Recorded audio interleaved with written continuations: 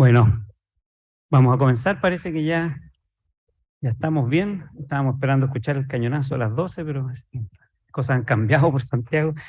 Eh, Muchas gracias a todas y todos por venir. Estamos realmente muy contentos y contentas en el equipo de trabajo, que es un equipo grande, ahí lo voy a ir presentando, pero que también es el equipo no solo de los autores, coautores y editores que están en el libro, sino también de las instituciones que están detrás. Este no es nunca una empresa totalmente individual, ni mucho menos, son las empresas institucionales y creemos que la Universidad de Chile hace un aporte al estar involucrada en los temas que le importan al país, y entonces también agradecemos a la universidad y es un gran gusto estar en la Universidad de Chile lanzando el libro. Una pequeña anécdota personal. La última vez que estuve aquí fue en marzo de 2020 lanzando otro libro. Estábamos todos, no sabíamos todo lo que iba a pasar, nos abrazamos, nos hicimos mucho cariño, lo festejamos y no nos vimos más en todo este tiempo. Entonces, gracias también a ustedes por persistir en esta idea de que nos volvamos a encontrar. Bueno, y ustedes ven también en la pantalla, ahí no es por casualidad, tenemos desde Glasgow, Escocia, a nuestra super editora, Marcela Ramos. Los voy a presentar, como les dije, con más calma a cada uno de los autores y autoras. Ahora déjenme recordarles que, por favor, silencien sus teléfonos celulares, de manera que podamos tener la actividad sin interrupciones. Vamos a hacer un programa que esperamos dure hasta la 1:30. Vamos a tener espacio para preguntas, comentarios del público, así que vayan anotándolas.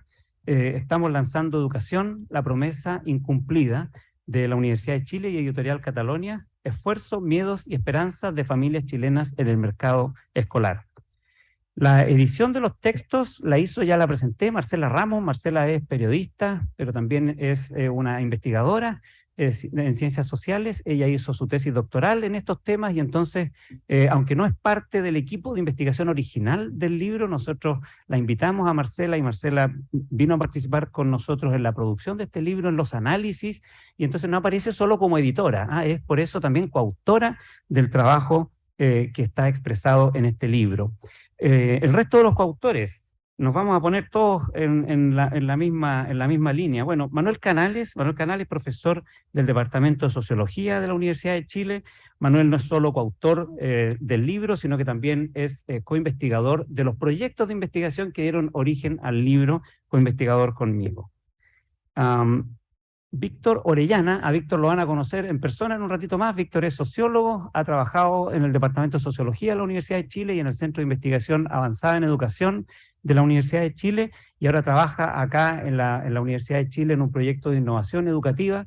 Víctor ha escrito profusamente también sobre temas educacionales. Manuel, no lo mencioné, ha escrito sobre temas sociales, sobre metodología de investigación, pero también sobre nuestra comprensión de nosotros y nosotras mismas. Y ahora está con un libro, también aprovechamos a pasarle el aviso, La Pregunta de Octubre, de Editorial LOM, que también ha estado en esta conversación social en la que estamos todos involucrados, involucradas. Fabián Guajardo, Fabián está también acá con nosotros. Fabián es licenciado en Sociología en la Universidad Complutense, y Fabián trabajó como coinvestigador joven en estos proyectos de investigación, y también como coautor del libro, que ya les voy a contar un poquito más de detalles sobre él. Y finalmente, Mariana Contreras. Mariana fue inicialmente tesista, socióloga, estudiante de la Universidad de Chile, que luego se quedó en el proyecto de investigación como coinvestigadora y es una de las autoras principales también del libro. Mariana no está acá con nosotros, pero en su espíritu y en sus letras está, así es que quienes la quieran conocer, la pueden conocer a través de las páginas de Educación, la promesa incumplida. Bueno, yo les dije que esto era un asunto institucional y no solo gustitos personales, y entonces vamos a partir por la institucionalidad.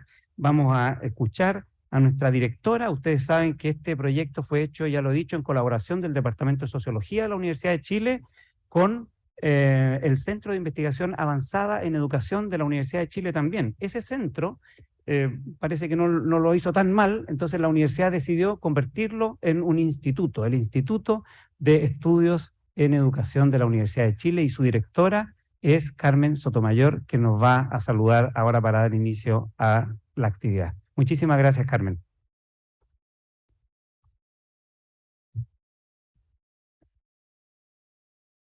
Bueno, muy buenas tardes ya a todos y todas. Muchas gracias por su presencia. Yo voy a decir unas palabras muy cortitas. Primero que nada, saludar a nuestra rectora, ¿no es cierto?, que está aquí presente, Rosa Devesa. Agradecemos mucho la presencia de ella. Y también a Óscar Aguilera, que es el vicepresidente del Senado, que también entiendo que está acá, si ahí lo veo. Muchas gracias, Óscar y Rosa, por estar acá. Yo quisiera como remarcar que este es un libro muy esperado, hace mucho tiempo que estamos escuchando de esta investigación que tiene, ¿no es cierto?, el apoyo de Fondesit, de ANIT, ¿no es cierto?, pero también en su publicación del libro de la Vicerrectoría de Investigación de la Universidad de Chile y del PTE, que es el Programa Transversal de Educación de la Universidad de Chile, que coordina las distintas unidades académicas que trabajan en educación en nuestra universidad. También quiero destacar el trabajo colaborativo que se ha hecho entre el CIAE, como bien decía Cristian, donde también está nuestro director del CIAE, que es un centro que está dentro del instituto, como se explicaba.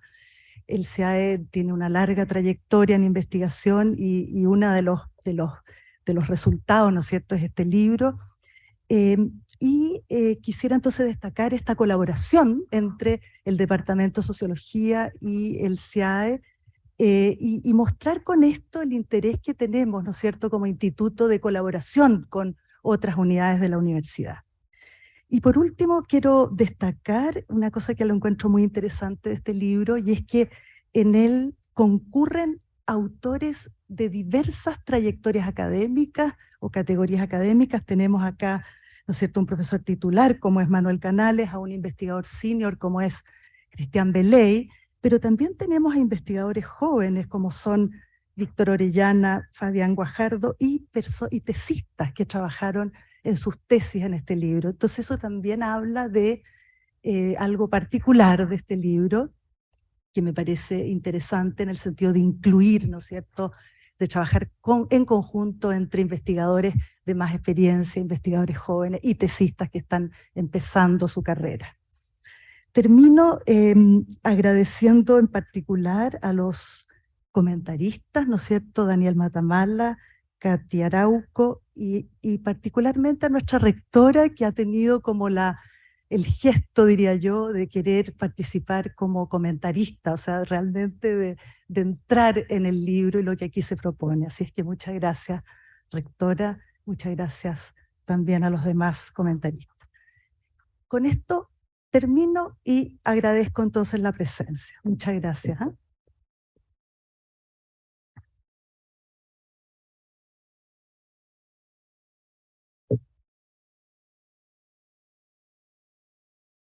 Gracias, Carmen. Con tanta emoción se me olvidó decir quién soy yo. Soy Cristian Beley, soy coautor del libro. Gracias por decirlo. Y por supuesto, como cometo todos los errores protocolares posibles en menos tiempo posible, olvidé saludar a nuestra rectora Rosa Devesa. Lo que pasa es que, claro, Rosa, perdonen la infidencia, tal como dijo Carmen, no es solo la rectora, no es solo la primera rectora de la Universidad de Chile, es otra de nuestras académicas dedicadas a la educación, y entonces la vemos como una par. Y qué bonito que nuestra principal institución, a nuestra principal autoridad, la veamos como una par. Así que muchas gracias, Rosa, y gracias por el gesto también, como dijo Carmen, de participar, no con unas palabras formales, sino después la van a ver ustedes en el panel de discusión, para ver qué es lo que tiene que decirnos sobre el libro. Bueno, pero para contar un poquito más del libro, le hemos pedido a Marcela Ramos. Yo ya dije que Marcela ofició ese triple rol y fue investigadora, fue coautora y es también editora del libro, y no quisimos que estuviera fuera de este lindo evento. Así que desde Glasgow, Escocia, Marcela Ramos, cuéntanos del libro. Hola, hola a todos. Bueno, imagino que se escucha bien, así que muchas gracias. Eh, Muchas gracias por la oportunidad de estar acá. Me he perdido puntualmente todas las presentaciones del libro porque estoy acá en Glasgow, así que es muy bueno poder estar acá. Les agradezco a las colegas del CIAE y de la Casa Central por ayudarme en esta conexión. Saludo a la rectora, a Katia, a Cristian, a Víctor, a Daniel, a Fabián, a Manuel Canales, mis coautores también de este libro. Bueno, y tenemos excelentes presentadores y presentadoras. Así es que mi tarea acá es contarles un poco de los cómo y por qué de esta investigación e introducir esta actividad como editora y coautora de este libro amarillo, que es muy amarillo. Es divertido que sea amarillo en este momento, ¿no? Esa portada tan amarilla. Pero es un libro, ¿no es cierto?, que recorre y busca entender la conversación sobre educación que cruza a las familias chilenas. Esa es una frase que está en la introducción del libro, una idea sencilla y muy honesta en relación a los objetivos que nos propusimos. Hay una vocación de escuchar y contar, y lo que escuchamos son esperanzas, miedos, apuestas, angustias en torno a la gran causa que ha cruzado los últimos 30 años en Chile, la del acceso a educación como una promesa de un futuro mejor, más seguro.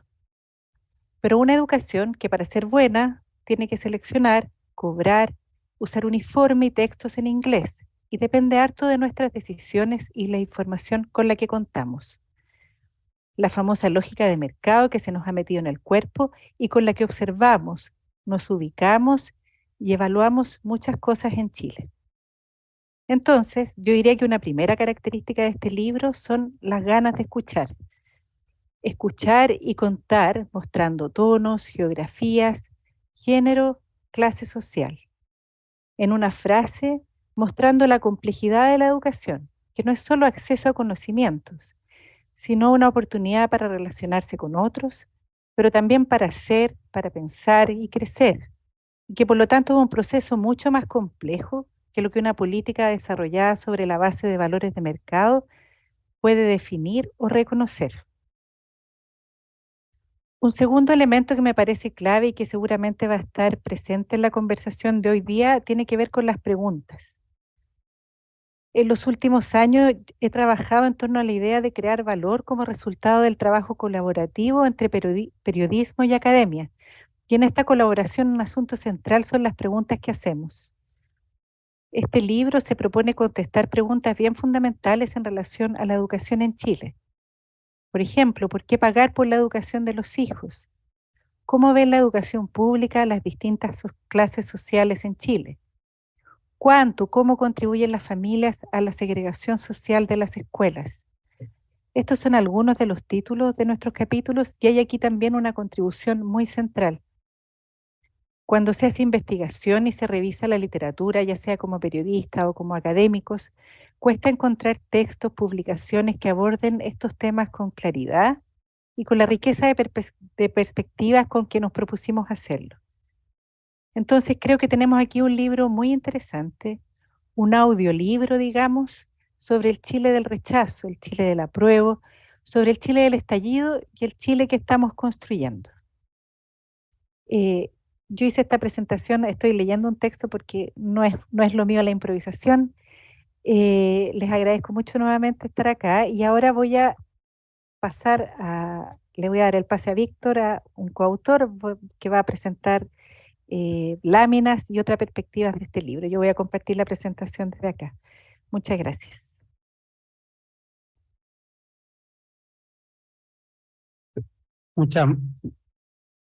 Muchas gracias, Marcela. Solo quiero precisar, ya que Víctor no lo va a decir, el rol de Víctor hoy día como investigador que ya ha hecho su recorrido en educación en Chile. Es director académico del proyecto de educación experimental del Parque Carén de la Universidad de Chile. Ese es su trabajo hoy día, así que es realmente un gusto que estés acá. Gracias, Víctor. Gracias, profesor. Gracias a todas y todos por estar acá. Para mí es un gusto poder compartir con ustedes el trabajo de tantos años que hemos llevado adelante con el equipo. Para ser muy breve, una pincelada simplemente de este trabajo en algunas citas y en algunos nudos que hemos encontrado. Por supuesto, en una presentación del libro, la voz cantante la tienen nuestros comentaristas, que son de primer nivel, pero quisiéramos comentar algunas cosas para que se tienten un poco. Afuera hay un stand ahí, pueden pasar. Bueno, vamos, Marcela, si pasamos la siguiente. El sentido de la educación, si ahí pasamos al tiro a la cita. Hay dos simplemente. Es el espacio fundamental que uno puede legar a la siguiente generación de superación personal, el gran proyecto de la familia popular y de la familia en general en Chile, de las personas. En la mayoría de los países esto se resuelve con sistema de educación pública, pero por una anomalía que conocemos bien, en Chile esto tiene otras acepciones. Siguiente. Ahí como viste la educación pública, pásala nomás, Marcela. Lamentablemente en Chile la educación pública a manos del propio Estado, hay que decirlo, ha ido perdiendo centralidad y genera esta visión a veces en las personas. Por lo tanto, estamos obligados de alguna manera a pagar. ¿Y por qué pagar? Pasamos a la siguiente. Porque es muy simple, ¿no? Acá en Tratado de Sociología Popular es muy sencillo. En Chile estamos acostumbrados a eso. Las cosas existen, pero hay que pagar, y si no pagas, no las tienes. Pero pagar no es solamente, no resuelve todos los problemas. Hay que poder ser elegido para pagar. Así que pasamos a la siguiente. Y ahí viene una reflexión de una persona sobre el problema de la libertad de elegir, porque a veces incluso uno quiere pagar, pero no te dejan. Uno no elige escuela, sino que la escuela más bien te elige a ti en una cosa que es bien tensa, y en lugar de ser una experiencia de libertad, aparece como una experiencia de agobio. En primer lugar, por las pruebas, paso adelante. Acá hay dos citas. La primera, muy interesante, cuando ustedes lleguen al final de la primera cita van a descubrir que se trata de una prueba de admisión para kinder, porque así parte el mercado escolar en Chile. Y la segunda, este tremendo camino abnegado de lucha, porque eso es de las personas por dar un mejor pasar a su familia. Esa es la libertad de elección. Seguimos, ¿no? ¿Para qué? Para ser parte de algo. Y a veces los discursos se tornan un poquito eso, simplemente discursos, ¿no? Como dice nuestra entrevistada acá, a veces buscamos educación religiosa, pero no tiene que ver con una cuestión de fe, sino que tiene que ver con una cuestión de acceder a educación de mejor calidad, así que a veces qué importa pegarse un rezo, ¿no? El mercado escolar genera un enorme nivel de, entre comillas, matematización de la vida, ¿no? Los chilenos estamos acostumbrados a sacar cuentas por cualquier cosa. En la educación no es excepción. Acá dos citas muy simples de cómo las personas tienen que calcular una y otra vez qué hacen. Acá tenemos varias, uno no las puede poner todas, ¿no? Pero tenemos muchos, por ejemplo, los jóvenes que calculan entre cuánto cuesta un arancel, con cuántos puntos tienen, con cuánto puntaje digamos, en la ficha de protección social, tienen su familia, etcétera. Todo es una gran juguera de cálculos para vivir en el mercado, ¿no? Pero como todo mercado, no solo es cálculo, también es disciplinamiento, y al final uno ve la frasecita eso de cómo uno le explica a la hija que está en DICOM. El problema es que no solo somos rotulados por nuestra capacidad de pago, el mercado también se la ingenia para rotularnos por nuestra sanidad. Y el problema de la salud mental, el problema de la necesidad educativas especiales o permanentes o temporales son importantes. Y acá hay un tema muy relevante, el tema de las pastillas, y una cita interesante, ¿no? Al final, ahí el segundo párrafo, que nos muestra un poco en qué estamos en este país. ¿Todo esto para qué? Y pido pasar a la última, porque todo este recorrido, todo este vía crucis, no es para acumular más bienes materiales. Pocas entrevistas encontramos de personas que son posibles de ser rotuladas arribistas. Encontramos esto. Los chilenos no escogieron estas reglas del juego, tuvieron que aprender a jugar en ellas. ¿Y qué hay detrás de esto? No hay un ánimo de segregación social, ni hay un ánimo egoísta, ni de acumulación materialista. Está el compromiso para que la generación siguiente, los hijos y las hijas, sean felices. Eso es todo. Nuestro país no ha sabido responder a esta demanda todavía. Evidentemente, lo que tenemos funcionando hoy día como sistema y lo que tratamos de expresar en este libro no se rige por las reglas supuestas de la libertad, no se experimenta como una experiencia de libertad, pero tampoco lo vamos a resolver con recetas clásicas. Vamos a tener que reinventar mucho, y creo que este libro sirve también para darnos cuenta que todavía no sabemos cómo emprender ese proceso ese proceso de cambio y es necesario un diálogo plural y abierto para recuperar y reconstruir la educación pública, que de otra manera un país moderno yo creo que no tiene cómo salir adelante. Así que muchas gracias, esperamos que esta jornada sea entretenida y que se entusiasmen con el libro. Muchas gracias.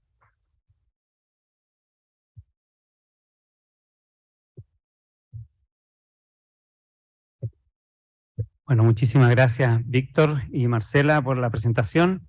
Y tal como dijo Víctor, y antes lo había anunciado Marcela, esto es una conversación. Así es que vamos a invitar a nuestros y nuestras distinguidas comentaristas para que iniciemos esa conversación. Vamos a armar acá una mesa, ¿les parece? Entonces, Daniel Matamala, Katia Araujo, rectora Rosa Debes, y Víctor también, como representando a los autores, si es que podemos subir a la mesa y ahí vamos a hacer los comentarios del libro. Yo me voy a sumar también allá, aunque voy a ser por hoy día el periodista de la mesa. No soy el periodista de la mesa, ustedes saben quién es el periodista de la mesa, pero hoy día voy a tratar de ejercer.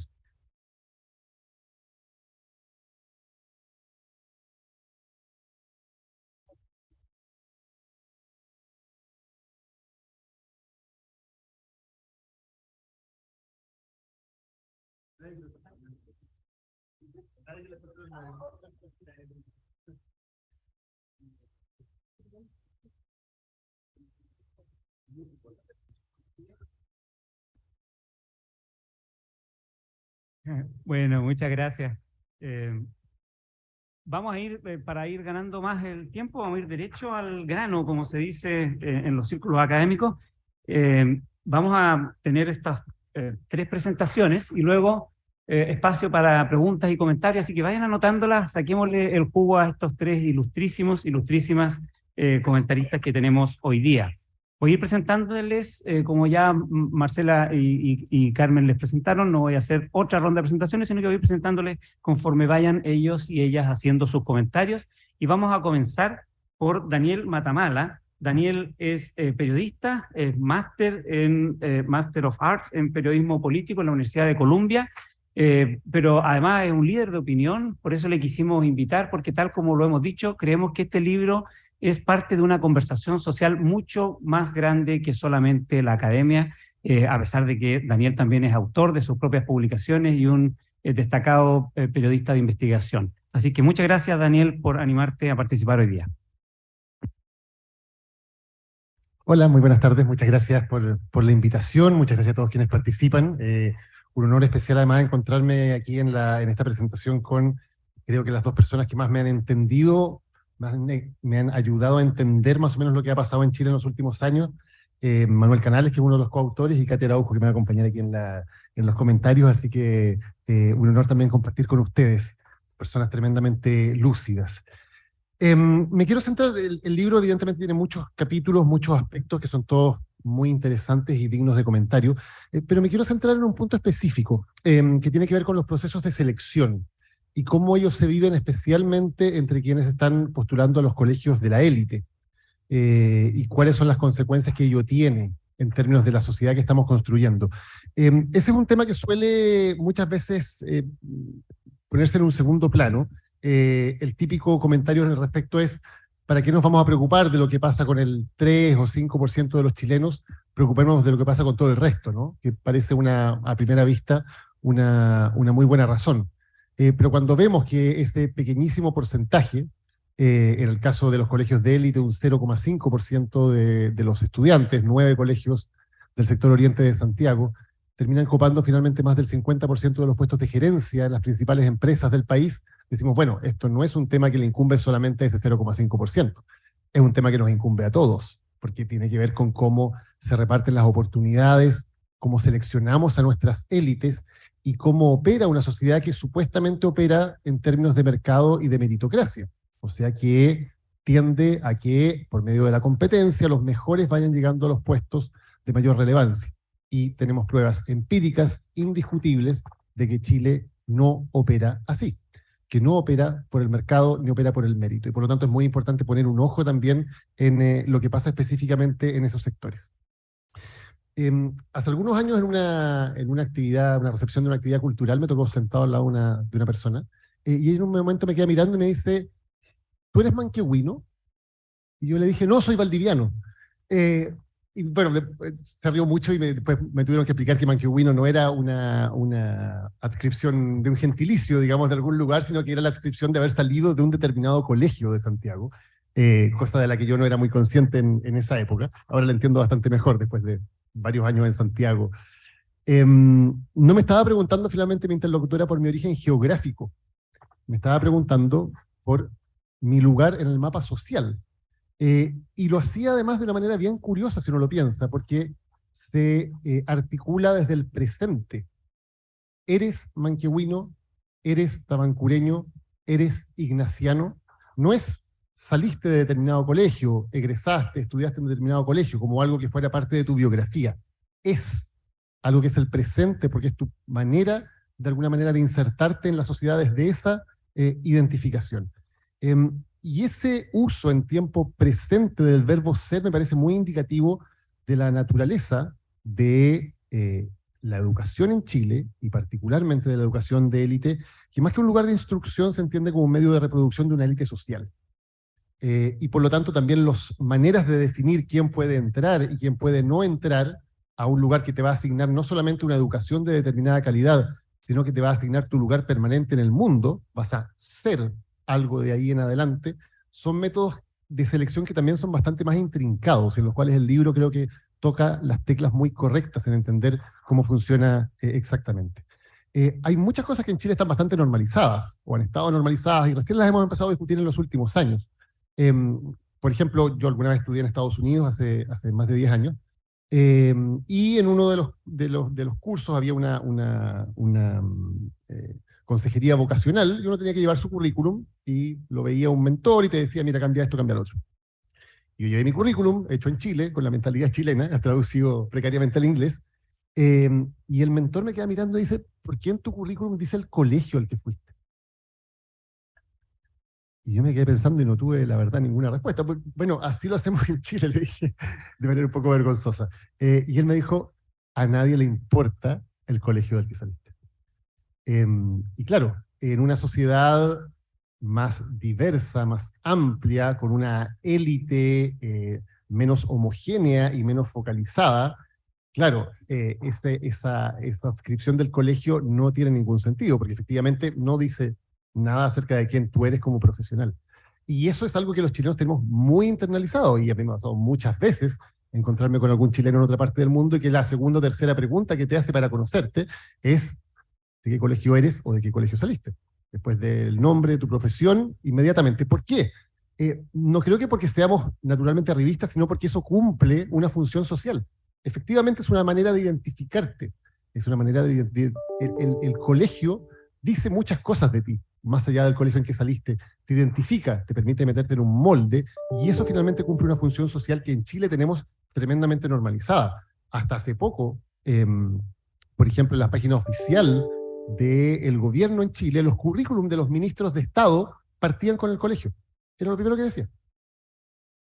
Primero el colegio, después decía la universidad, la profesión y algunos logros profesionales. Pero la primera palabra que aparecía sobre los ministros de Estado hace algunos años en la página oficial del gobierno de Chile era el colegio. Así de relevantes en nuestra sociedad. Y por eso es muy importante, creo, entrar un poquito, y lo hace muy claramente el libro, especialmente en capítulos 7, 8 y 9, en el tema de cómo son estos procesos de admisión para discriminar quién entra y quién no entra. Y es bien curioso porque tendemos a pensar, bueno, la educación en Chile lamentablemente funciona como un bien de consumo, está por lo tanto totalmente mercantilizada, y esto funciona como un mercado. Lo interesante es que no funciona solamente como un mercado. No es solamente tu capacidad de pago o tu capacidad de consumo, si queremos hablar en términos de mercado, la que te va a permitir acceder a ese determinado bien. La cosa es mucho más compleja.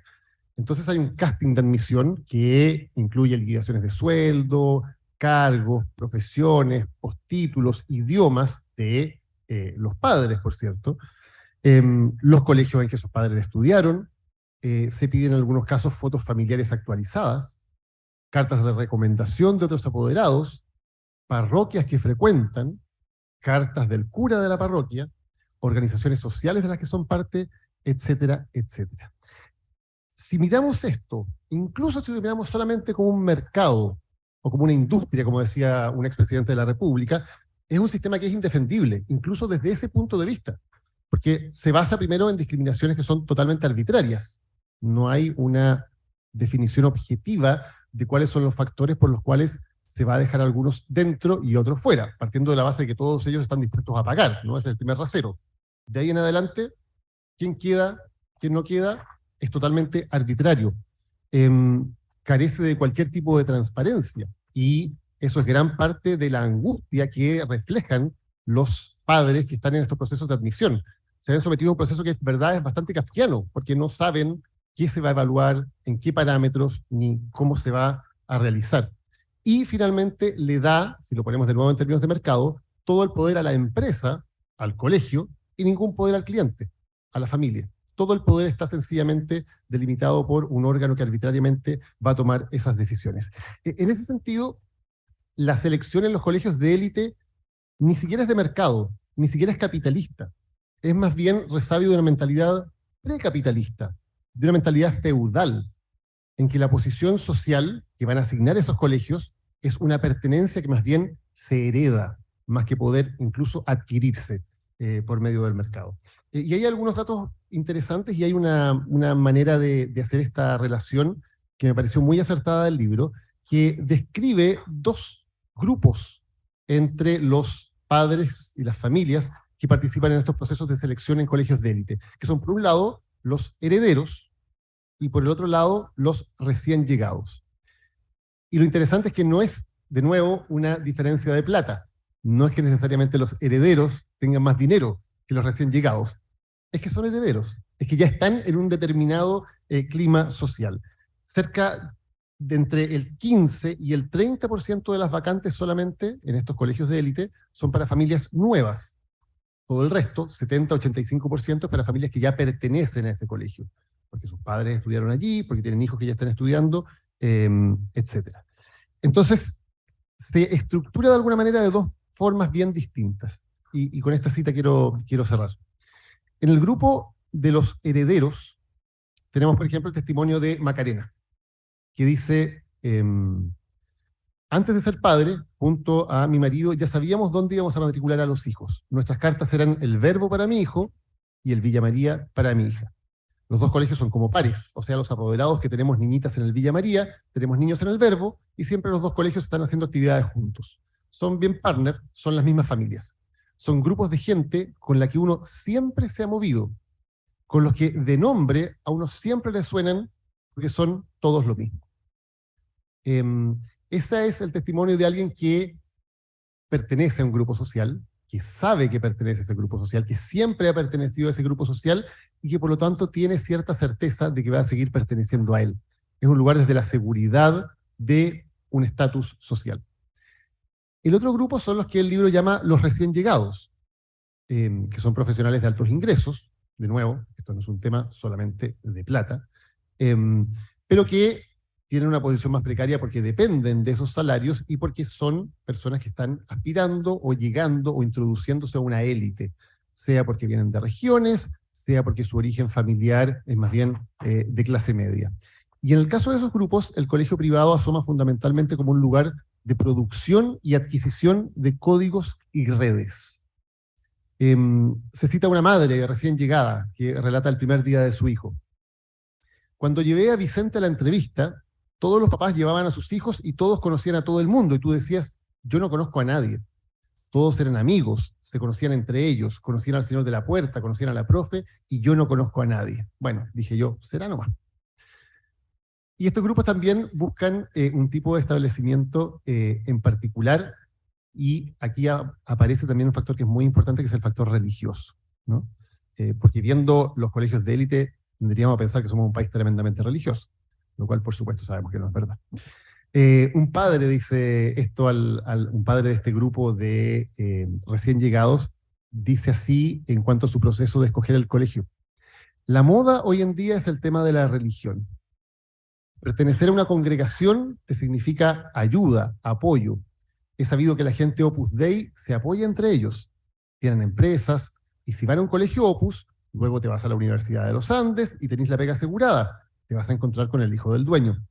hay todo un tema ahí de contacto social que viene con las religiones. Como que si no estás en un grupo, estás un poco guacho.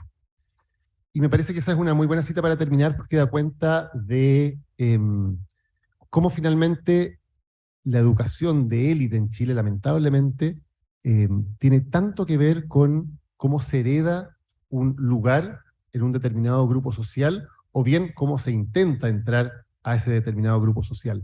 Y cómo se entiende, además, que la posibilidad de darle ese ingreso a un grupo social a los hijos depende fundamentalmente de aquello, de ser elegido por el colegio, es que entonces el proceso de selección se vive como una cosa tremendamente traumática, porque es una opción única de darle a los hijos algo que sea muy relevante para ellos. Y si no, las familias lo sienten como una falla. ¿En qué fallamos nosotros? Y en eso lamentablemente tienen un poco de razón, porque finalmente lo que hace el colegio es seleccionar a una familia. Desde sus parámetros, a una familia que ese colegio, portador de alguna manera de la sabiduría de ese grupo social tradicional, considera que es una familia merecedora de entrar al grupo. Y por lo tanto, efectivamente, lo que los padres, las madres y las familias ven como un rechazo, lo es. Te están diciendo, tú sí eres digno de formar parte de este grupo, o no, tu familia no es digna de formar parte de este grupo. ¿Qué tiene todo esto que ver con educación? Nada, pero es un factor fundamental en cómo operan estos colegios en Chile. Gracias.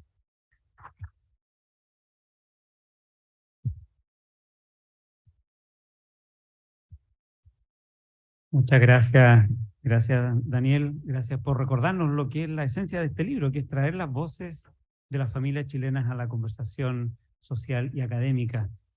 Para continuar con esa misma línea, vamos a nuestra segunda comentarista, presentadora de hoy día, Katia Araujo.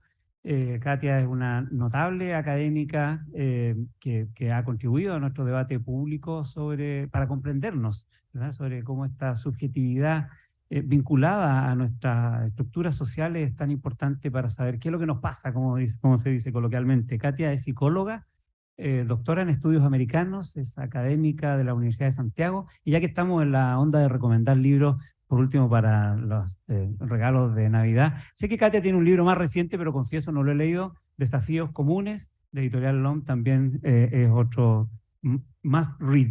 Gracias, Katia.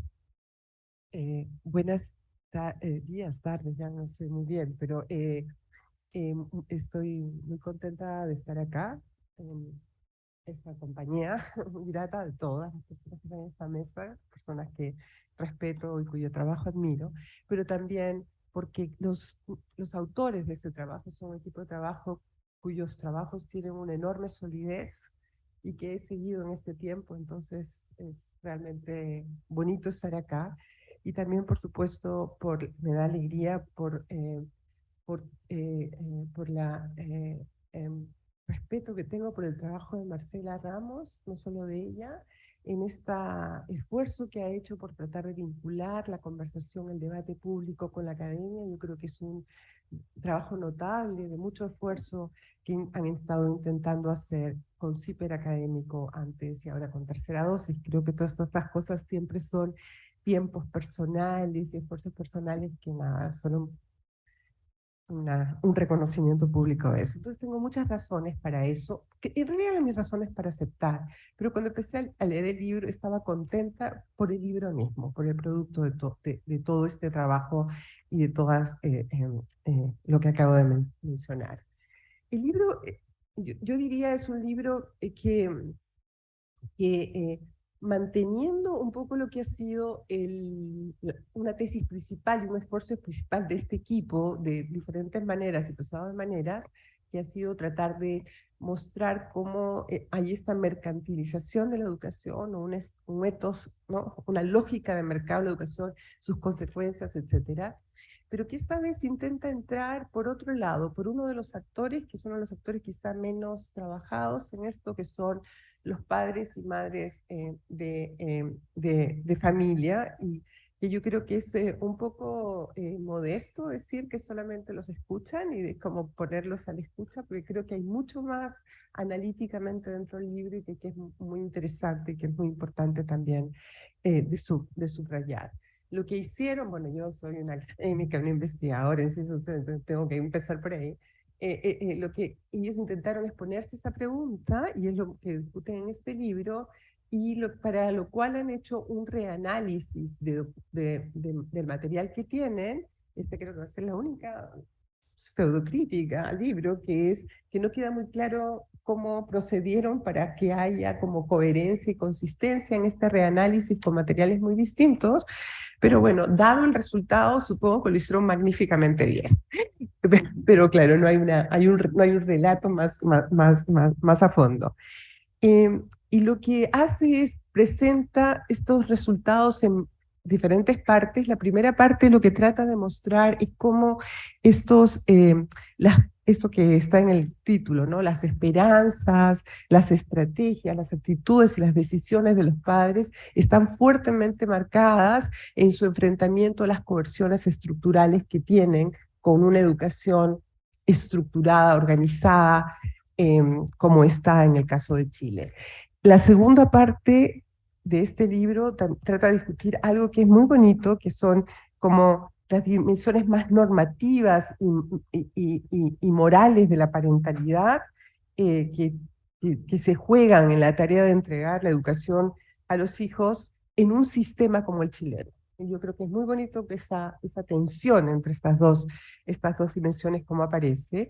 La tercera es más específica sobre la cuestión de la selección, ¿no? Y como yo creo que ya Daniela ha hecho un punto muy importante sobre esta tercera parte, y finalmente tiene una última parte en la cual aparece una reflexión, yo creo, muy enjundiosa y realmente importante sobre las ideas que han ido desarrollando a lo largo del libro.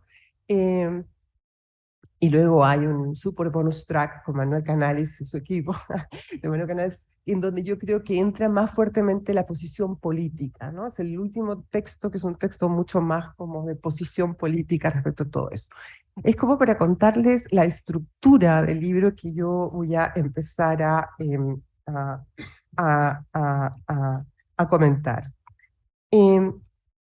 Lo primero que tengo que decir es que mi comentario inevitablemente siempre va a ser resonando con mis propias investigaciones, no se puede hacer de otra manera, y una parte de esas investigaciones básicamente son sobre la sociedad chilena, sobre las lógicas, sobre los procesos de transformación de la sociedad chilena, sus individuos, el lazo social, y una parte también de lo que hemos estado trabajando en el último tiempo en el NUMAP, hoy se llama NUMAP, suena lo mismo, pero para nosotros es muy diferente, en el ámbito de educación específicamente, vinculando las investigaciones que estábamos haciendo sobre autoridad, asimetrías de poder, educación, lazo social.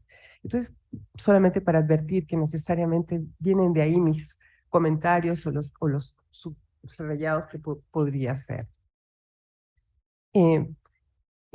Yo creo que una cuestión súper importante que de este libro, que voy a subrayar algunas ideas, o sea, las ideas creo que son las cuestiones centrales. Por un lado, este libro trata de presentar, y yo creo de manera muy convincente, esta primacía de las lógicas de del mercado, y cómo eso implica instituciones y actores que dejan de interesarse por lo que significa educar propiamente. Actores que van desde las escuelas, los responsables políticos, pero por supuesto también los padres y las madres de familia. Lo que acaba de mencionar Daniel es una prueba de cómo las élites tampoco están muy interesadas, algo que nosotros habíamos encontrado en trabajos anteriores, pero no sobre educación, sino en términos generales, en donde la educación por sí misma no es un valor. El proceso educativo no tiene el valor central. Lo que es importante son las redes que se van a construir o las oportunidades que se van a tejer en el momento educativo. Y esto que estoy diciendo no es menor, porque eso tiene mucho que ver con lo que estamos enfrentando hoy, me parece, a lo largo de este tiempo. Pero hay un punto muy importante que yo creo que tiene que ver con esta dimensión.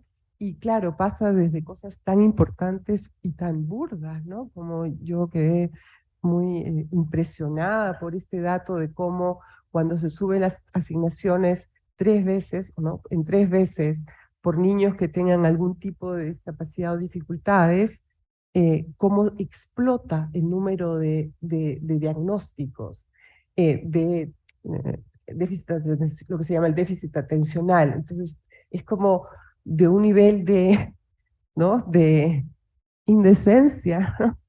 Un tipo de hecho como ese, yo creo que es extremadamente importante y decidor de cómo ahí hay actores para los cuales la ganancia, ¿no? No vamos a hablar de malos y buenos, me parece que eso no nos conduce a ningún lugar, es tratar de entender la lógica, pero la lógica de la ganancia es esencial. La ganancia en términos de lo que ganan las escuelas, la ganancia en términos de lo que ganan los padres, ya sea de los colegios, se gana en futuro o se gana en exclusividad o mantenimiento de privilegios, pero el grado en que la ganancia termina siendo una parte central de un sistema que termina dándole, como lo ha mostrado el comentario de Daniel antes, los mayores recursos educativos a quienes tienen los mayores recursos materiales y le quita recursos educativos, o sea, le da los menores recursos educativos a quienes tienen menores recursos materiales, que es un sinsentido muy grande. Entonces yo creo que esa es una idea muy potente a lo largo del libro, que es una idea en donde uno va viendo a todos estos actores movidos por una lógica que no es una lógica educativa, que no es una lógica que esté marcando sobre la educación, en una mirada quizá que uno pueda decir que es pasada de moda, lo que sea, pero no es cierto, hay países que están mucho más preservados en eso, un poco más de herencia ilustrada, ¿no? Para la relación con la educación, o sea, esta herencia del mundo un poco el reclamo arendtiano, que todo el mundo ha llamado conservadora, pero que algo de verdad tenía finalmente para pensar los mundos en los que tenemos que vivir.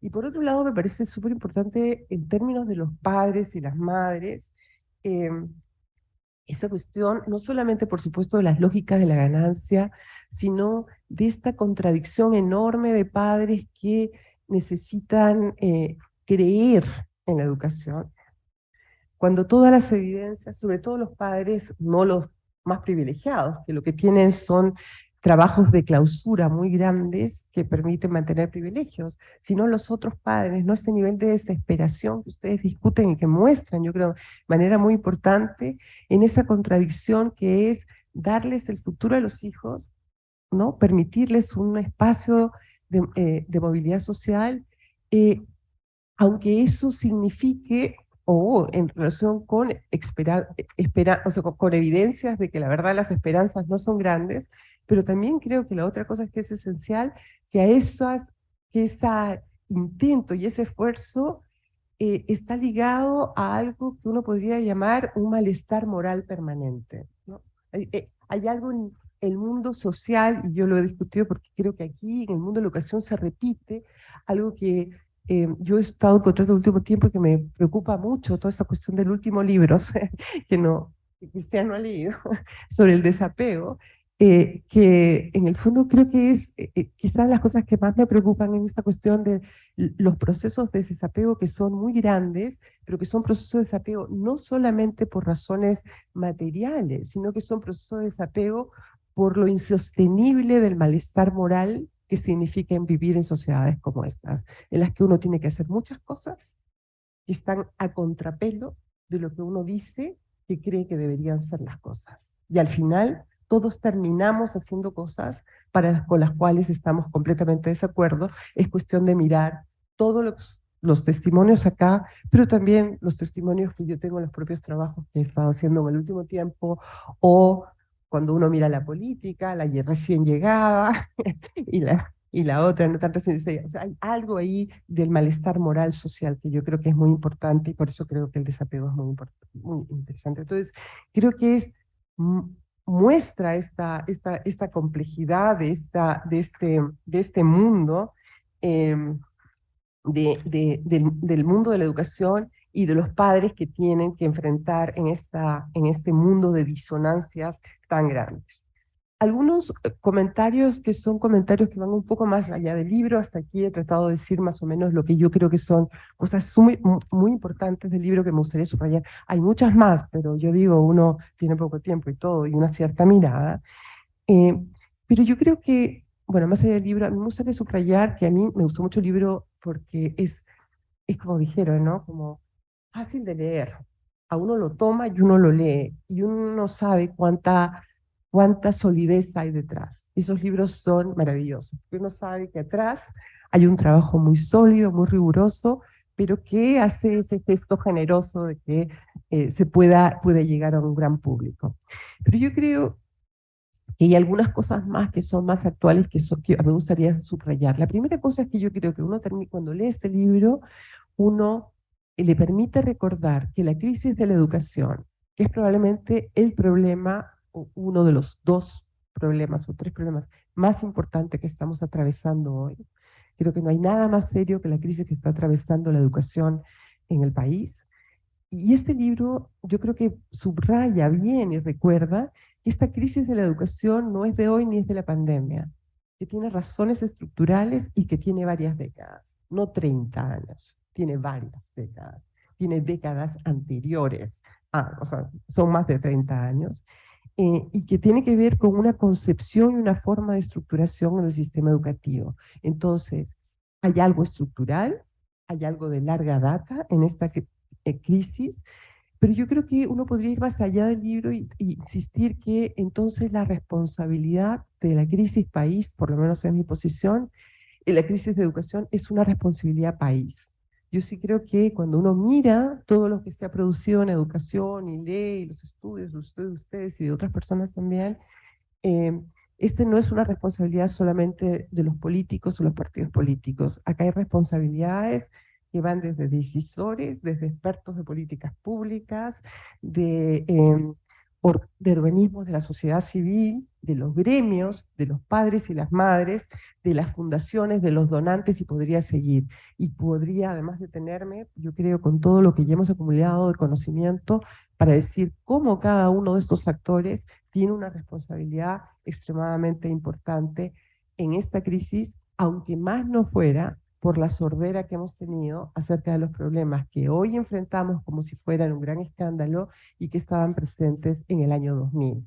Hay estudios que mostraban en el año 2000 que el 80% de los chilenos entre 18 y 65 años, un trabajo de Eizaguirre y Le Foulon, por mencionar uno, pero también otros, 80% no podían desarrollar habilidades mínimas de lectura, y que eso no se mejoraba en la educación. Estoy subrayando un trabajo como muchos.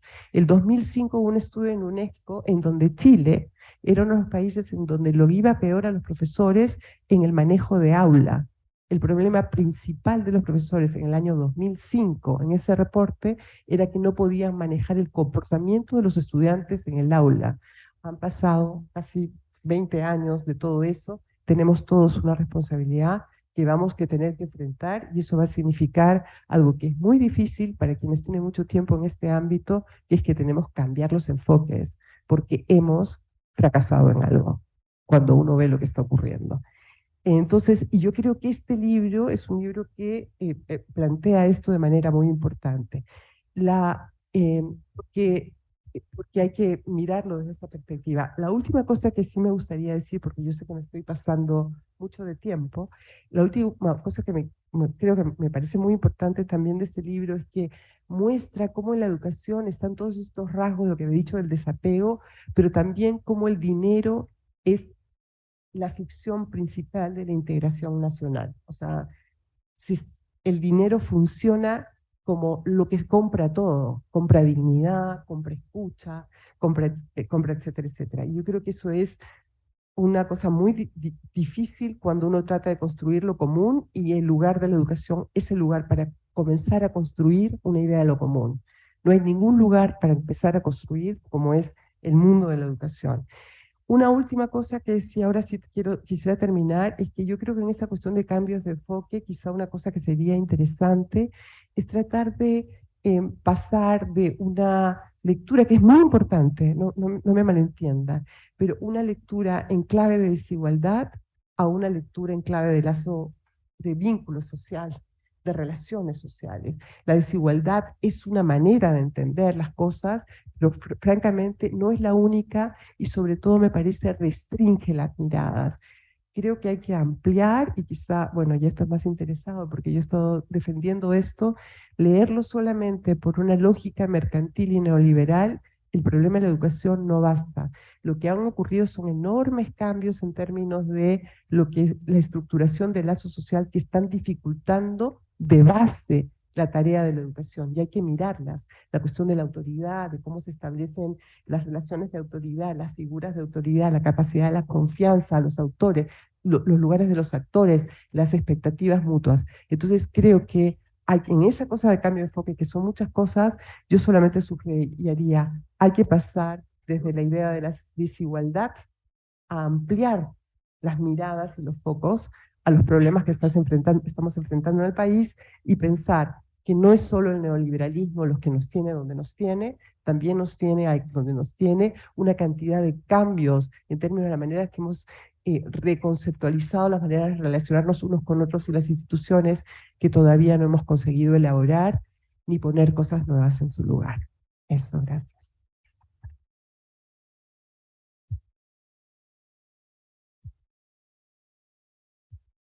Muchísimas gracias, Katia. Y bueno, vamos a dar paso a nuestra tercera comentarista, nuestra rectora, Rosa Devés. Yo no la voy a volver a presentar más que como la rectora, pero quiero ahora presentarla como la educadora Rosa Devés. Y quiero contar cómo una vez, ustedes deben saber, Rosa lideró, por muchos años lideró el programa de ciencias basado en la indagación, un programa que socializa y educa a niños y niñas de escuelas financiadas por el Estado, muchos de ellos en sectores de pobreza, en la lógica crítica de la investigación científica, del pensamiento científico. Y cuando yo una vez hice un estudio, le pregunté a Rosa, ¿por qué haces esto? Y me dijo la mejor respuesta que se puede tener, porque lo considero un derecho de ciudadanía. Así es que bienvenida, Rosa, no solo porque eres la rectora, sino porque eres nuestra educadora. Muchas. ¿Sí? ¿Se escucha bien? Muchas gracias, Cristian, y muy buenas tardes a todas y todos. Gracias por la invitación a presentar este libro, a reflexionar juntos y juntas sobre el problema tan acuciante. Gracias también a quienes me antecedieron en la palabra, gracias Daniel, gracias Katia. Pero principalmente, gracias por reanalizar, como dicen colectivamente, los resultados de sus investigaciones para comunicar los hallazgos en un formato que será capaz de alcanzar a muchas personas. Por la crudeza de la situación que describe y porque esta nos llega desde las voces de los madres y los padres, de los niños, las niñas y los jóvenes chilenos, el libro tiene la fuerza de remover conciencias y de comprometer para la acción. Es un libro en ese sentido profundamente político, aunque su contenido provenga directamente del trabajo académico. La investigación, como ya se ha dicho, se propuso escuchar a las madres y los padres, y a partir de este acto de valoración de la experiencia de personas de diversos contextos sociales, buscó comprender en profundidad un problema complejo. El libro luego amplifica esas voces y nos invita a una conversación con familias que viven con angustia la responsabilidad de tener que tomar decisiones respecto a la educación de sus hijos e hijas en el contexto de una educación mercantilizada. Nos abre las puertas a los mundos privados de las familias en las distintas capas sociales. El libro es político también porque no se deja leer con desapego. Al contrario, no se puede leer con tranquilidad, ya que en la medida en que se avanza en la lectura, surge la urgencia de encontrar respuestas a nuestro propio actuar, y no es solo entonces un ejercicio intelectual. Asimismo, en la medida que leía, iba sintiendo una suerte de pulsión por compartirlo. Algunos sufrieron, están aquí presentes en la sala, con otros y otras. Este es un libro sobre Chile, pero sobre todo es un libro para Chile, en un momento en que se puede y se debe hacer una diferencia. Con mayor razón, como rectora de la Universidad de Chile, leer y participar en la presentación de este libro significa recoger el problema y asumir la responsabilidad para actuar a partir de esa realidad escrita. Los autores nos señalan que para organizar las conclusiones, ese reanálisis de sus trabajos, construyeron una matriz de análisis que incluyó 4 áreas temáticas. La educación como espacio de esperanzas y desesperanzas para las familias, el poder de los colegios y la forma en que estos se relacionan con las familias para integrarlas, pero muchas veces para excluirlas, la visión de lo que es ser buen padre y la educación como espejo de la sociedad, porque condensa visiones sobre lo público y lo privado y sobre la segregación de las clases sociales. Entonces, en esta presentación voy a decir algunas palabras sobre la educación pública, por supuesto, como se desprende del libro, la segregación, el derecho a la educación, la reproducción de clase en los colegios versus en las universidades y el desafío de compromiso con los derechos sociales. Respecto a la educación pública, los testimonios nos entregan una cruda visión sobre la relegación de la educación pública a un porcentaje minoritario de la población, 1/3 de los estudiantes aproximadamente, y la total distancia con aquella concepción histórica de la educación pública, en que esta, y cito, fue el parámetro del sistema educacional chileno, como lo ha sido y sigue siendo en otras partes del mundo. Es un hecho demostrado que el neoliberalismo logró reemplazar la educación pública por la educación privada, como en ninguna otra parte del mundo. Concluyen los autores que la clase alta ignora la educación pública, para quienes la educación pública es una tierra extranjera. Ese es el concepto que muy bien describen. La clase media, en cambio, trata de evitarla pagando lo que sea, huye de ella, si bien hay nostalgia por el liceo público glorioso. Solo en las clases populares se puede encontrar, pero no siempre, claramente, y vuelvo a citar, una visión realista de la educación pública, de quien llega a ella como se llega a la escuela pública en los sistemas de mayor desarrollo, porque es la educación. Así, y esto aparece en Chile como un caso raro, como una conducta, dicen los autores, casi extravagante, ingenua o digna de compasión. 4 razones por las que se evitaría la educación municipal o pública hasta hace poco. Las familias rechazan el contacto de sus hijos con lo que llaman los flaites. Sería peligrosa, riesgos de embarazo, riesgos de bullying. Por temas educativos, algunos alegan baja atención de la calidad, el costo bajo, pensado en Chile, por lo que aquí muy bien se ha dicho, costo bajo, calidad baja, porque estamos siempre evaluando en función del dinero que cuestan las cosas.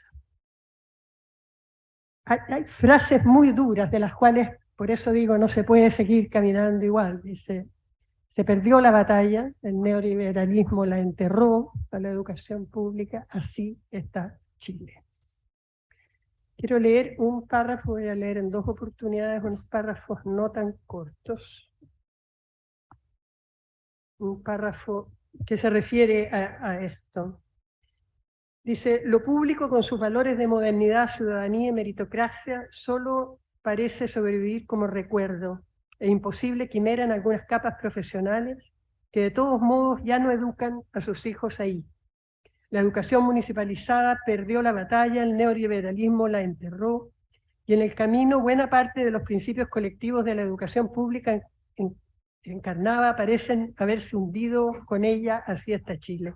En efecto, ese fue el programa de reestructuración neoliberal para Chile, hacer desaparecer los servicios públicos, a veces privatizándolos directamente, otras precarizándolos, para que finalmente se extinguieran sin que nadie lo lamentara o quedara reducido a la irrelevancia. En Chile, la preferencia por el sector privado como proveedor de servicios de mejor calidad y la idea de que solo pagando directamente se obtienen buenos servicios, incluso cuando se trata de derechos como la salud o la educación, se ha expandido a casi todas las esferas de la vida. Si alguien viaja en micro, es porque no tiene dinero para comprar un auto. Si va a la plaza, es porque no tiene casa con patio. Y nadie que pueda pagar una clínica se espera verlo en la sala de espera de un hospital. Lo que vivimos, lo que vemos en educación, no es más que otra pieza de ese puzzle, un espejo de la sociedad. Sobre la segregación. La segregación está presente en todas las esferas sociales. Se lo escribía Daniel, cómo está presente incluso en las clases altas.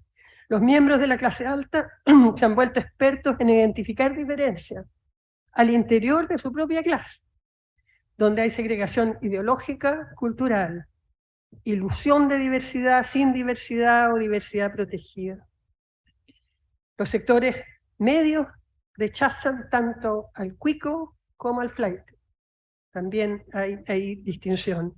Y los sectores populares comparten las emociones y reflexiones que genera el poner a los hijos en aquellos espacios que otros rechazan, ignoran o temen, pero que ellos asumen como su educación, la educación de siempre.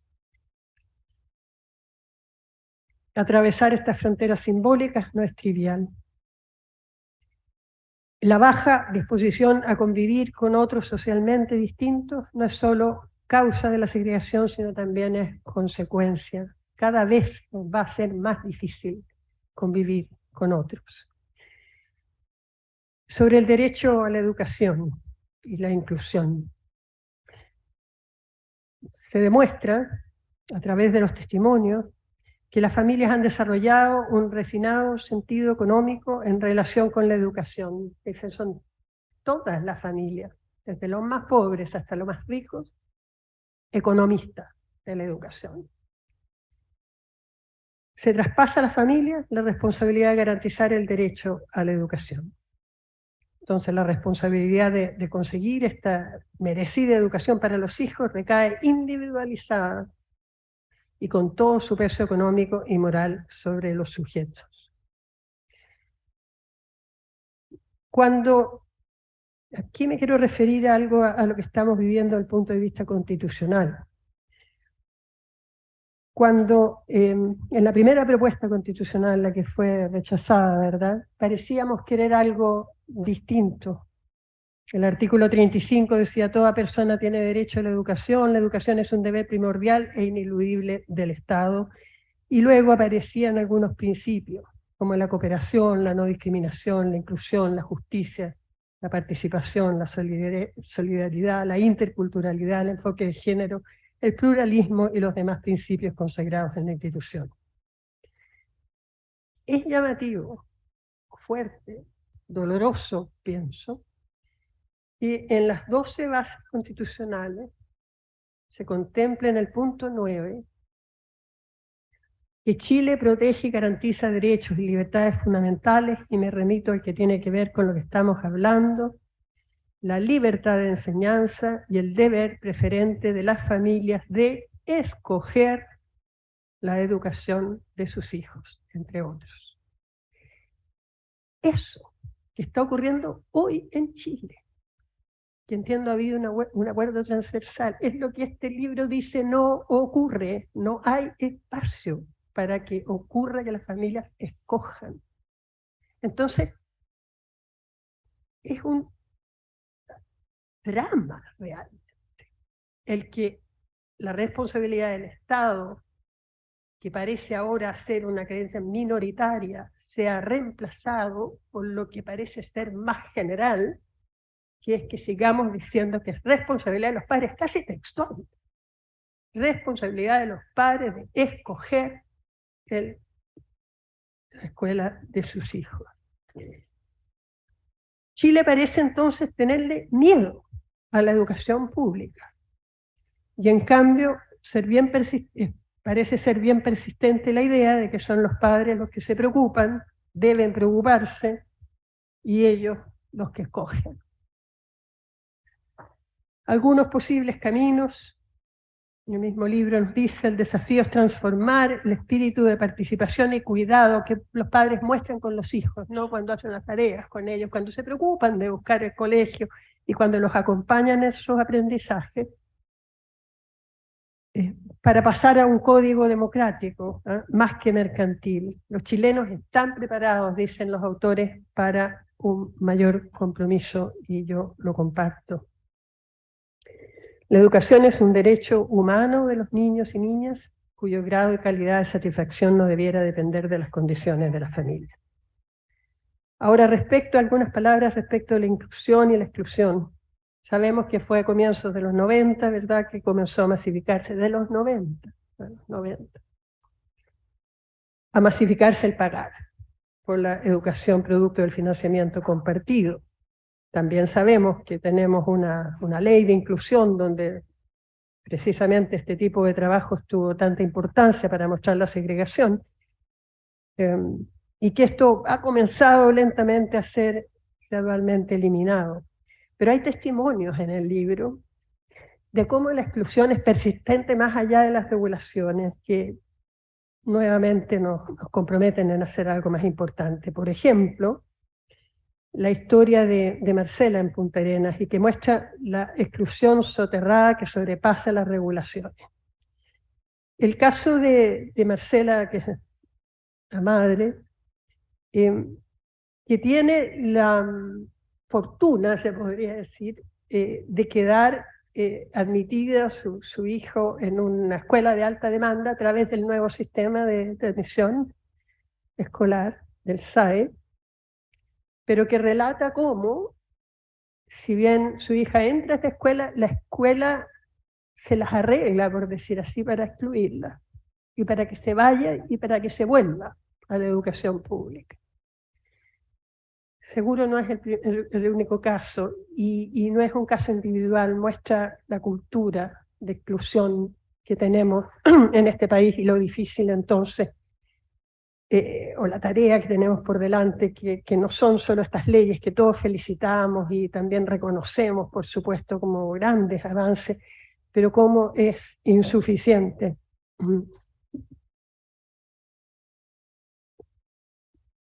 Entonces, la implementación de las nuevas políticas está permanentemente conversando con culturas institucionales. Y actores que, algunos también con actores que algunos se oponen sin duda, y lo estamos viendo, y entran en contradicción con políticas ya existentes. Si este libro fuera escrito después, yo me imagino que el tema constitucional y cómo eso se mueve desde la preocupación del Estado y la responsabilidad del Estado a seguir insistiendo que son los padres los que escogen, habría estado en el texto. Voy a leer otro parte del texto que tiene que ver con la inclusión. Dice: ser excluido durante el proceso escolar ha sido parte de la experiencia de muchos estudiantes, aun cuando ello no desembocara en cancelaciones de matrícula o sugerencias de cambio de establecimientos como en los casos revisados. Además de los efectos perjudiciales de la exclusión y la segregación escolar para la sociedad en su conjunto, los 12 años obligatorios de escolaridad colonizan buena parte del tiempo de la infancia y la adolescencia y son de trascendental importancia para la continuación de las personas. Hacer de este tiempo una experiencia más amable, durante el cual cada quien pueda ser como es y quiera ser, sin temor a ser juzgado como raro o problemático, o sin tener que estar permanentemente ajustándose a un molde, como señala una de las madres en este capítulo, debiese ser uno de los propósitos fundamentales de las escuelas, de las familias y de la sociedad en general. Quizás entonces estemos en mejor pie para preguntarnos, si no existieran los diferentes, ¿quiénes serían los marginados, los derivados en tratamiento y excluidos de las escuelas? Por último, unas palabras sobre... Hay una mención breve, no se profundiza en esto, pero me pareció muy importante en el libro, de que la reproducción de clase está en los colegios más que en las universidades. Y aquí está la Leonor Vara. yo creo que tiene en parte, muy en parte, que ver con el sistema que tenemos ya por muchos años de admisión a las universidades, que es democrático, donde no hay ninguna posibilidad de tomar decisiones en función de esos criterios que Daniel nos contaba. ¿Qué sería de este país si no tuviéramos el sistema de admisión integrado que tenemos? ¿No? Eso es clave. Por lo tanto, ¿a quiénes? Y los hay muchos, y uno entiende por qué critican ese sistema como injusto y inequitativo. Estoy segura que esta rareza, digamos, de que de pronto tenemos un sistema segregado con colegios para pobres y colegios para ricos, no lo tenemos en términos de la calidad de las instituciones, en el caso del sistema universitario, como esta institución que tiene los más altos estándares lo demuestra. Ahora quiero ir a la contingencia, como no estoy como rectora, estoy como panelista, de una entrevista que salió el sábado en Ernesto Tone, en La Tercera.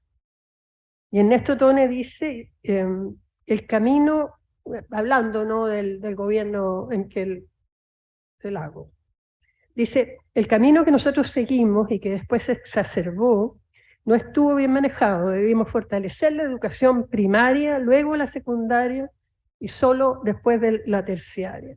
Pero como la terciaria tiene más peso político, se hizo un esfuerzo desmesurado para hacerla crecer, de tal forma que nos quedó un sistema con una cabezota y un cuerpo muy débil.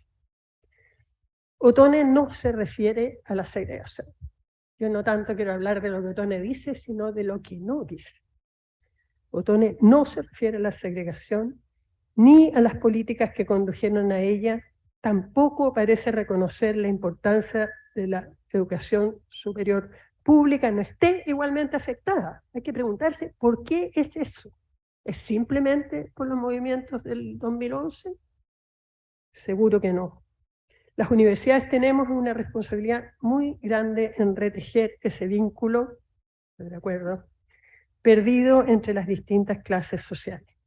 Entonces finalizo felicitando el trabajo de la editora, de Marcela Ramos, y de los investigadores e investigadoras, de Cristian Beley, de Manuel Canales, de Mariana Contreras, de Fabián Guajardo y de Víctor Orellana. Su excelencia académica con mirada crítica y rigor metodológico nos enorgullece y nos invita a profundizar la investigación y la formación en educación. Por eso asumimos el fortalecimiento de las pedagogías, tenemos un compromiso con el proyecto ya mencionado de la Escuela Experimental Carén y también con profundizar la equidad y la inclusión en nuestra institución como objetivos estratégicos. Trabajaremos por una mejor educación para todos y todas, y este texto sin duda nos obliga y nos compromete. Muchas gracias.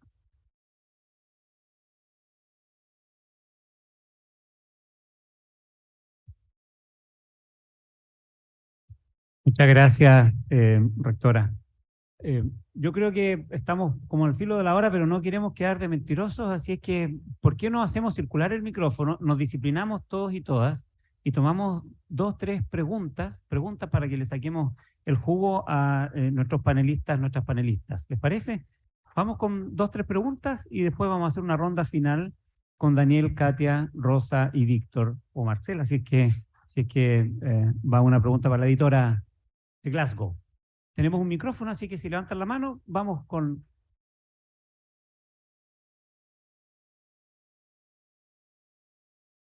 Puede ser que no haya tantas preguntas porque haya más ganas de leer el libro.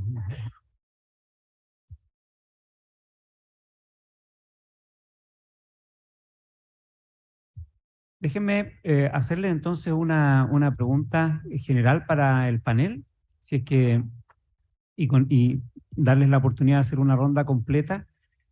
Si uno mira, se agradecen los comentarios, ustedes escucharon, son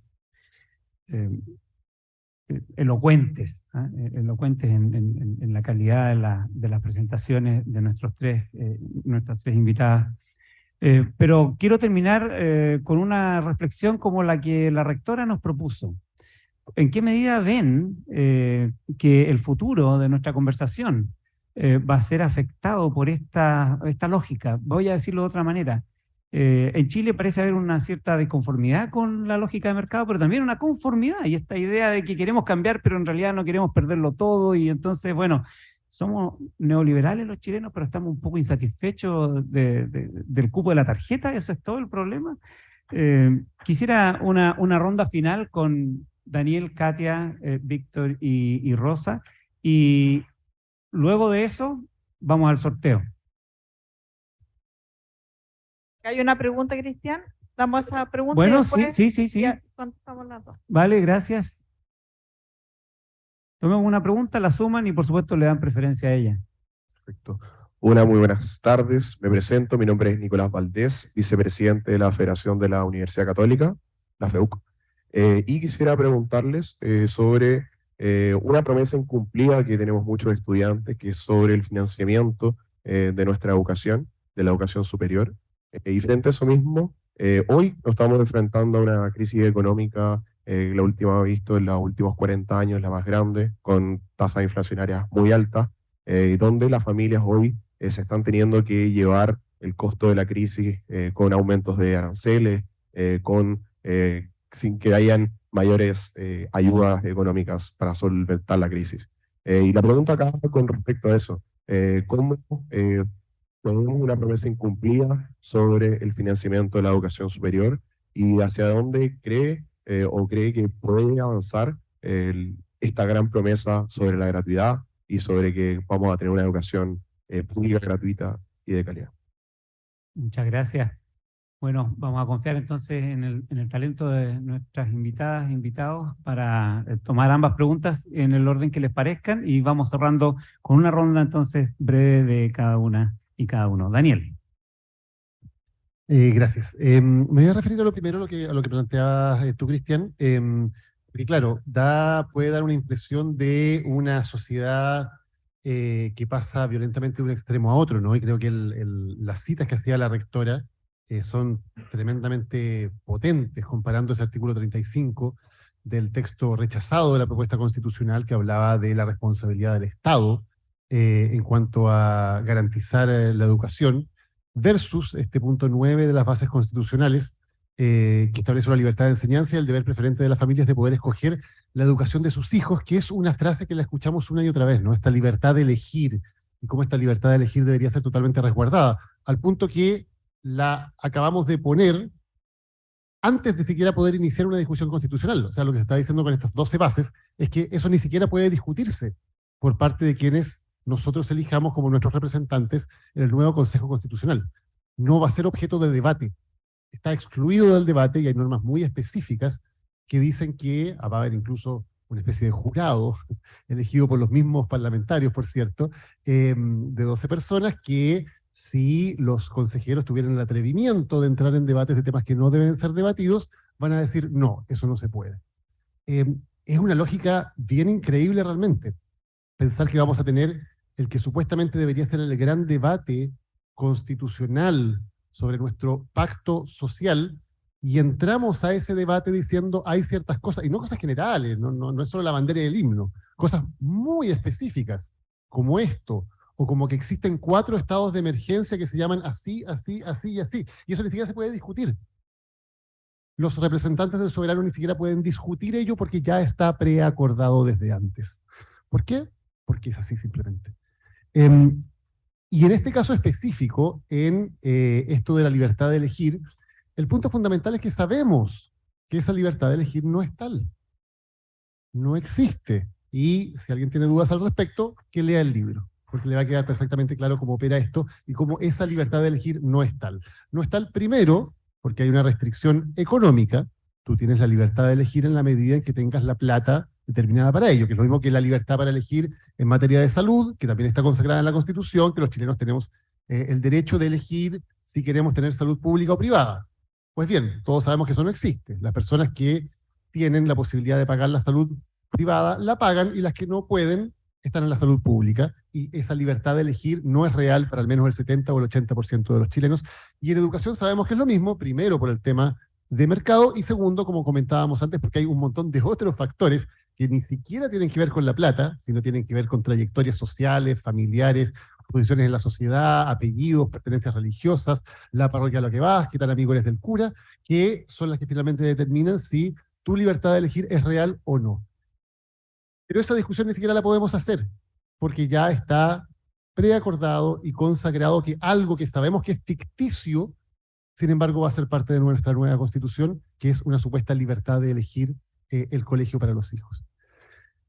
Es bastante descorazonador pensarlo de esa manera, pero creo que también es realista pensarlo de esa manera. Y hay que ver cómo, desde distintos aspectos, desde la academia, desde los medios, somos capaces de al menos poner esas discusiones para un proceso que parece estar diseñado para que esas discusiones no se den. No solamente por estas 12 bases, que ya son corsés muy, muy potentes, sino también por el mínimo tiempo de discusión que está previsto. Se espera que en 5 meses un grupo de consejeros elegidos redacte una constitución sobre un anteproyecto que ya la van a haber redactado 24 expertos, y que luego ellos en 5 meses hagan toda esa discusión, todo ese debate, pasen por los expertos que van a ir de nuevo, se pongan de acuerdo entre ellos, lleven este texto y en 36 días tengamos una campaña para el plebiscito de salida. Y por lo tanto parece todo prediseñado para que estos debates efectivamente no se den, no existan. Y creo que nuestra responsabilidad, quienes estamos acá, del mundo de la academia, del mundo de los medios de comunicación, del mundo del saber, del mundo de la ciencia, es pelear contra eso, e intentar que esos debates ojalá sí puedan hacerse de cara a la ciudadanía. Muchas gracias, Daniel. Parece, Katia, que tenemos a Simón con una pregunta. Si es que la hace breve, alcanzamos a meterla aquí como un Tenemos bonus track. 2 preguntas, una y otra acá. Esas 2 juntas y después vamos. Muy cortito. Hay que leerse el libro para buscar las respuestas, pero también dentro de la investigación y los comentarios puede ayudar. El rol del Estado. En la presentación vimos bien fuerte el rol de las élites, ¿cierto? Y cómo se va componiendo eso en el sistema educativo, pero ¿qué rol le queda al Estado cuando hay un colegio municipal hoy día, un colegio público, y por las políticas públicas que hemos conocido se construye un particular subvencionado? ¿A poco cómo le compite, digamos, un colegio público cuando no tiene ni siquiera el apoyo del Estado, que es administrado por personas? Eso. Gracias. Ya. Súper. Acá era, perdón. Hola, buenas tardes. Bueno, mi nombre es Judith, soy profesora de castellano. Primero agradecer el libro, tener miradas de las voces de apoderados es bien interesante. No sé si hay miradas de docentes en el libro, ojalá hubiesen, si no es necesario también. Hay mucho que los profesores no tenemos tiempo de decir. Estamos siempre en la vorágine de preparar clases y hacer clases, y es poco el tiempo que tenemos para reflexionar. Es lo que más está en deuda en la educación. El profesor no tiene tiempo para reflexionar, es una máquina. Así que el libro se agradece, primero. Y segundo, me gustaría que me contaran cuál es la tesis con la que partieron haciendo esta investigación que llevó a concluir en un libro. Y segundo, ¿cuál es la mirada que ustedes, como lectores, yo no he leído el libro, pero lo voy a leer, cuál es la mirada que tiene este libro? ¿Es una mirada esperanzadora, desalentadora, negativa, propositiva? ¿Ya? Me interesa mucho eso porque los profesores estamos bien desesperanzados y a veces leer más desesperanza no nos ayuda. Necesitamos tener otro tipo de lecturas que nos dé esperanza. Eso. Súper. Muchas gracias. Katia.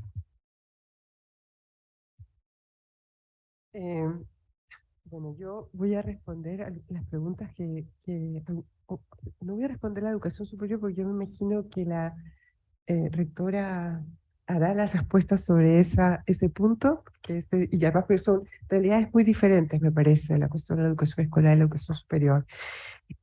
Pero a la pregunta de Cristian, yo pienso que el libro mismo sugiere que, y también creo que en consonancia con muchas de las cosas que uno ve, o las propias investigaciones, los resultados, que esta cuestión que estamos enfrentando es una cuestión que tiene que ver con cuántas las constricciones estructurales te llevan a tener que responder de ciertas maneras. y hay una cuota de realismo en tener que responder de ciertas maneras, porque tiene que ver con la capacidad de sobrevivencia, o en el caso de los padres, de poder cumplir con sus deberes morales con sus hijos. Por eso decía que esta crisis es también moral, ¿no?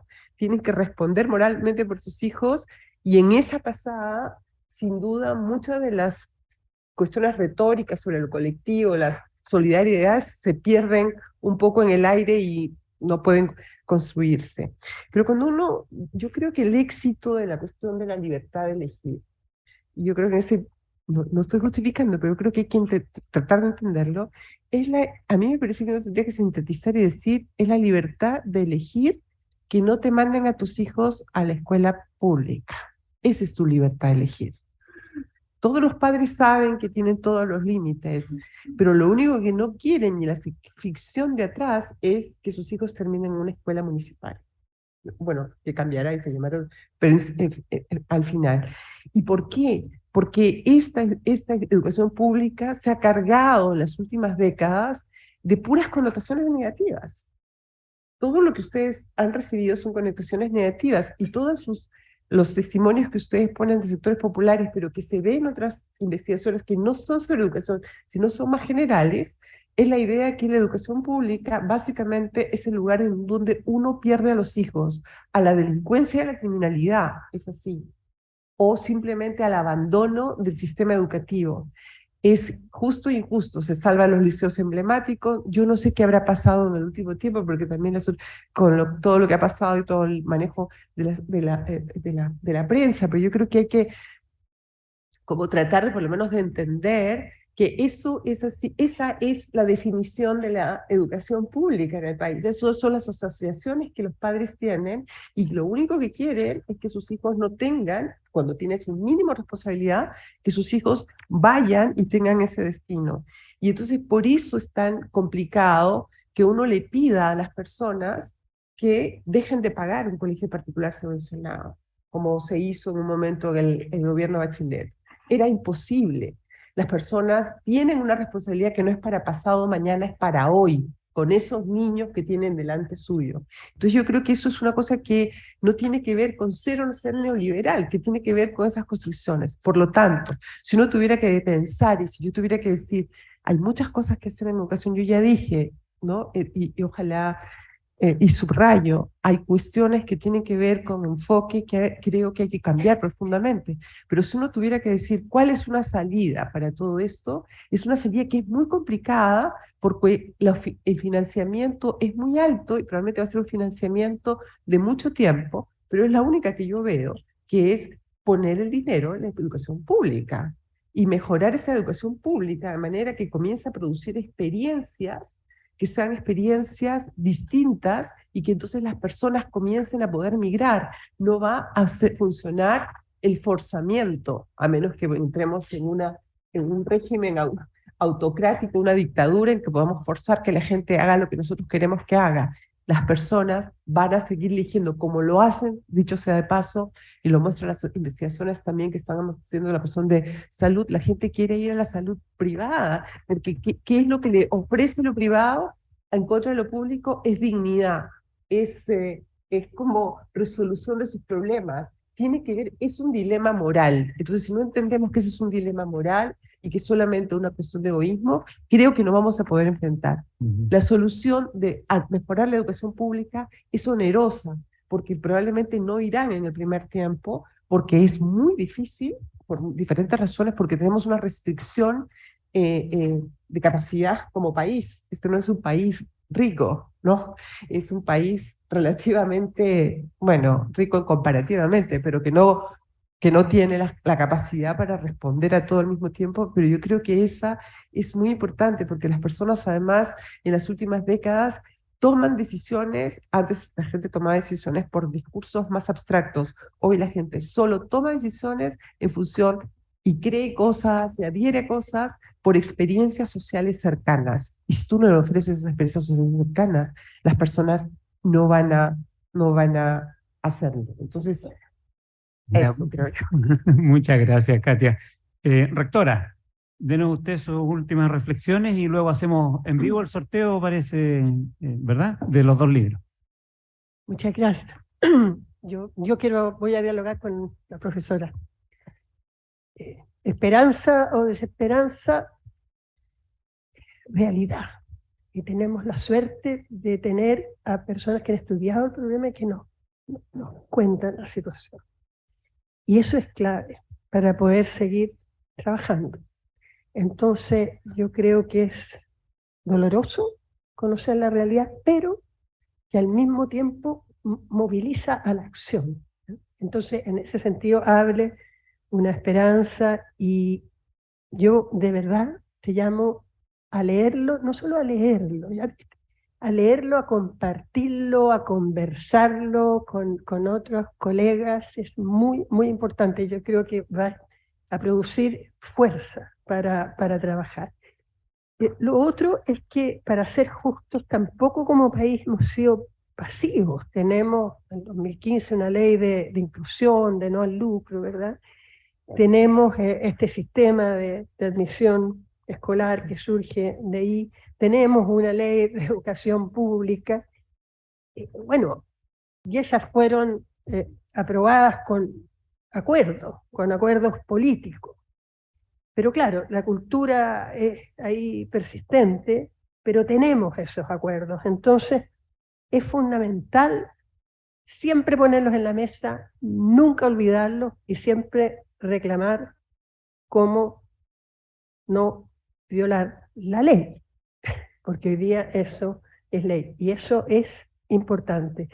A mí personalmente se me abrían preguntas al leer el libro, precisamente porque la mayor parte de las investigaciones son anteriores a incluso la promulgación de estas leyes. Entonces, ¿qué es cuánto ha cambiado el sistema? Estamos en el 22 respecto de esto. Sé que hay algunos trabajos científicos que están de hecho ahí mencionados, pero bueno, tenemos que dejar pasar algo más de tiempo sin nunca soltar la intención, pero uno quisiera saber, aparte de esa historia bien dramática que conté yo de Marcela en Punta Arenas, ¿cuántos otros padres y madres sufrieron lo contrario, o más bien tuvieron la oportunidad de lo contrario?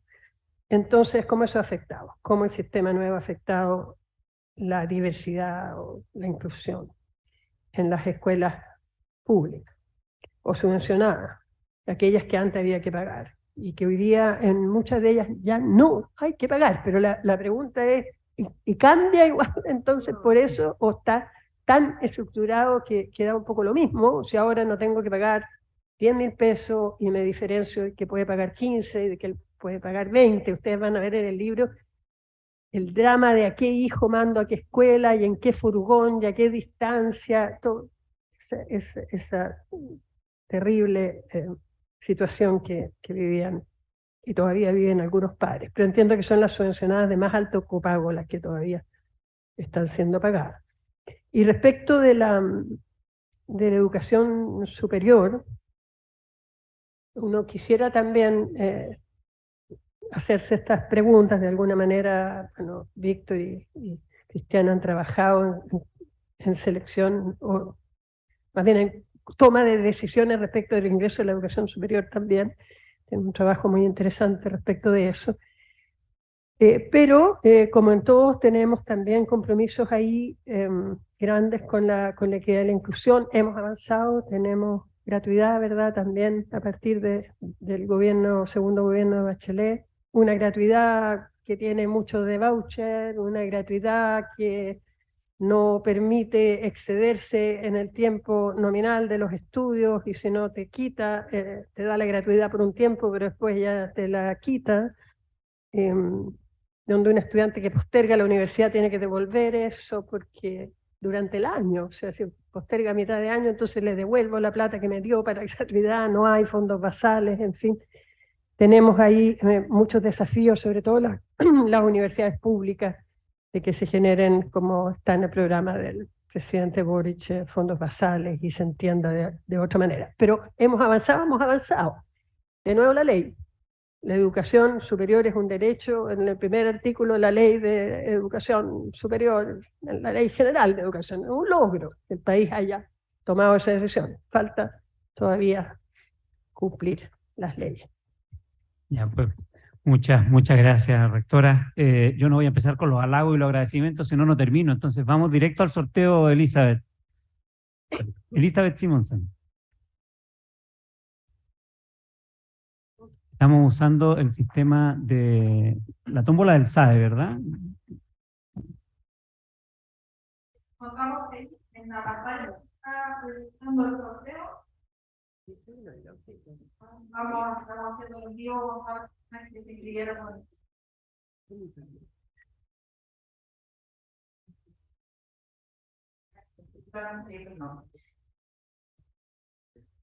Ahí están los nombres: Ortega y Max Tam.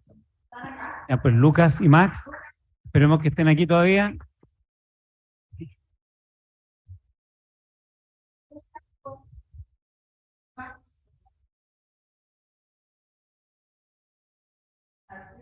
Venga, en vivo y en directo. Y mientras Lucas y Max vienen a buscar sus ejemplares, muchas gracias, Lucas. ¿Lucas o Max? Lucas. Max lo vamos a tener que contactar. Bueno, les agradezco de nuevo a todas. O se regala de nuevo, cada vez como en el al agua. ¿Ah? No, tú lo ganaste. Manuel Canales sugiere al agua y vamos con el siguiente, no sé. Elizabeth es la jefa acá. Perfecto, listo. Bueno, hemos hecho estudios también sobre el SAE, así que sabemos por qué la gente le sigue llamando la tómbola, a pesar de todo el esfuerzo que se ha hecho de que no se le llame así. Las últimas noticias parece que fue más poderosa que todos los folletos y explicaciones que el Ministerio de Educación le dio a las familias. Era una ruleta, claro, una ruleta, un niño ahí con los ojos vendados al azar, en fin. Ya, Elizabeth. Estamos avanzando en el estudio. Ahí viene.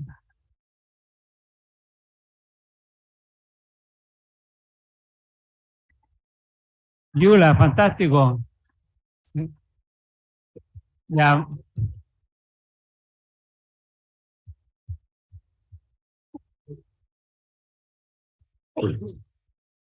Muchas gracias. Bueno, y con esta alegría les despedimos de nuevo. 1.000.000 de gracias a todas y todos por venir, y especialmente a Daniel, Katia y nuestra rectora Rosa Deves por comentar y animar este día. Muchas gracias.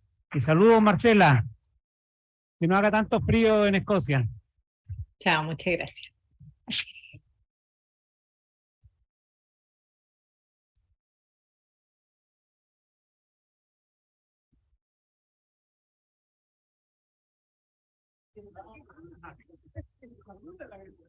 Recording stopped.